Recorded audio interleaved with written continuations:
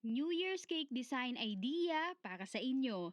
Hello mga ka-bakes! Magbabagong taon na nga kaya ito ang panibagong New Year's cake design idea na ibabahagi ko sa inyo. Meron nga itong sparkle candle kaya tara simulan na natin ito. At meron na nga akong naka-ready na cake dito. Ang size nito is 6x3. Sa texture nito ay ginamitan ko lang ito ng silicone brush.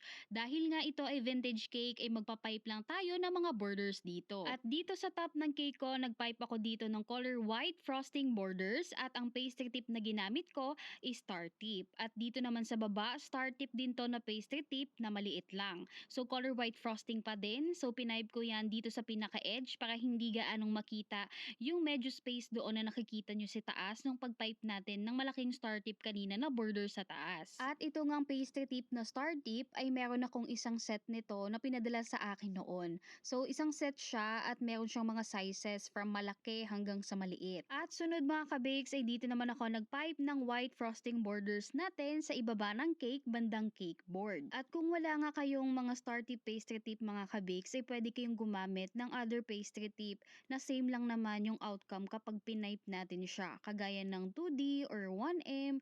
Usually mga ganito lang din naman yung magiging outcome nun. So any pastry tip na similar lang kapag pinipe natin ay pwede nyong gamitin. At sunod mga ka-bakes ay magpapipe ako ng small rosette between doon sa pinipe natin sa itaas na mga borders. So naglagay lang tayo ng konting space tapos nagpapipe na nga ako dito nitong small rosette natin. At medyo darker color shade nga siya doon sa color of the year natin. At kung gusto nyo makuha yung mga ganitong shades ay meron po akong tutorial niyan dito sa page, hanapin nyo na lang. Color of the year, apricot crush, and peach fuzz. Pagtimpla na lang kayo ng close color, pwede na yon. At ito nga, magagawa tayo dito ng DIY pastry tip natin gamit ang pastry bag. So nagkat lang ako ng paganito para sa ating dahon or leaves. Dahil dito sa gilid ng rosette natin ay magpapipe tayo dito ng mga small leaves. At doon nga sa pinipe ko na small rosette ay nagpipe ako ng maliliit na dahon sa kaliwat kanan niya.